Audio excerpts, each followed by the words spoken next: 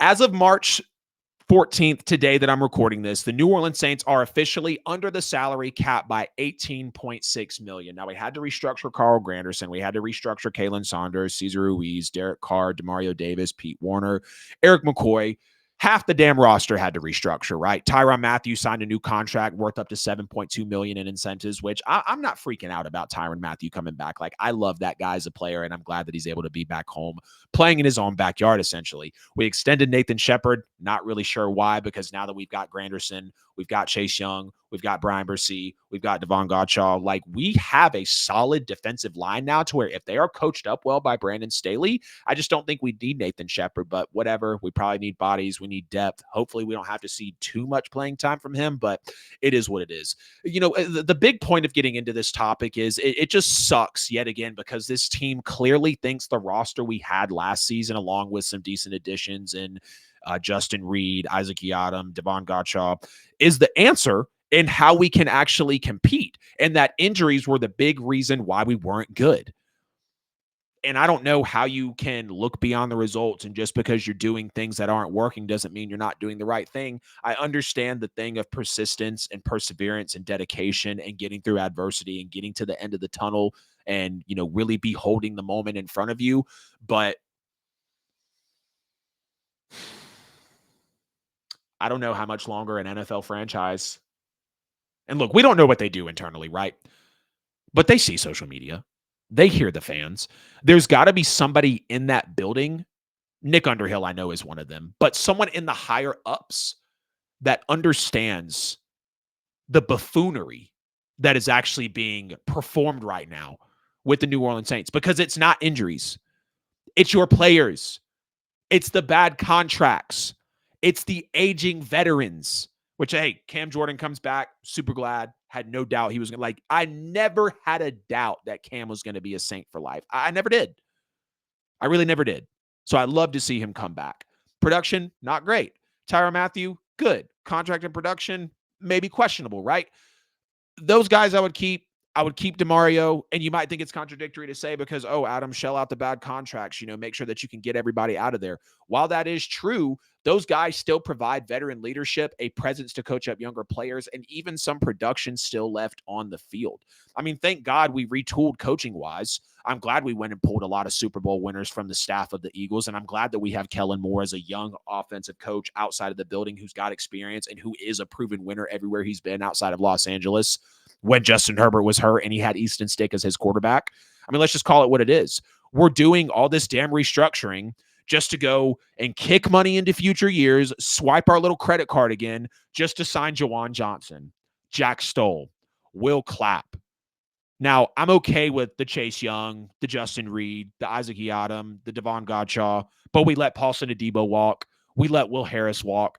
And instead of just blowing it up like we should have when Drew Brees retired and just eat all this dead money, suck badly, have no talent, get a top pick for a quarterback, we're going to run it back. We're going to do the same thing with aging players and a mediocre roster on awful restructured contracts when the money's kicked into the future with the hopes to compete. No damn wonder Sean Payton wanted to leave 1 year after Drew Brees retired, because he knew that Brees was kind of his saving grace. He was his voice of reason. Mick probably listened to everything that Drew Christopher Brees said. And Drew Christopher Brees said everything that Sean Payton probably resonated. Neither of them exists without the other. You can say what you want. Oh, look at Sean Payton still doing it now. Bro had to retire to get it right after one of the best NFL quarterbacks of all time retired. And because one of the worst general managers this league has ever seen, and he's being an elite loser ever since Payton and Brees has left, that's what he had to recover from. And the multiple playoff heartbreaks as well. You know, just our luck, we're finally going to blow it up in a year and have a slew of draft picks and one of the historically weak draft classes. I mean, knowing us, honestly, like, that's how the New Orleans Saints are going to have it play out. And in this time, I don't know if y'all saw the clip I posted the other day about when I said the Saints would get better after Drew Brees retired and it would keep the Super Bowl window open and we needed a quarterback to push the ball down the field.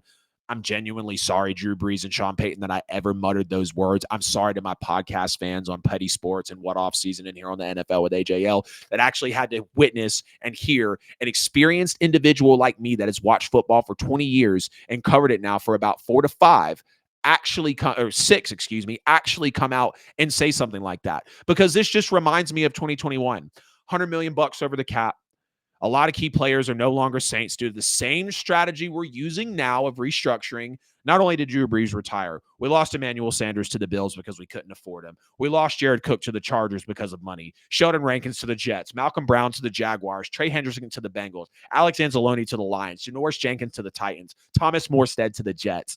Now, you might think, Adam, why are you throwing around names possibly like Malcolm Brown, Sheldon Rankins, Janoris Jenkins, Thomas Morstead? Because those guys had an impact. And if you've been watching New Orleans Saints football, you understand what they were able to do for us in certain moments. That's why I'm saying it. Because what's going to happen? Oh, I know what happened. In 2022, we turned around and lost Quan Alexander, Marcus Williams, and Teron Armstead. Now, Teron Armstead hasn't been healthy since he's left here, and Marcus Williams is still a solid safety in the league with the Ravens.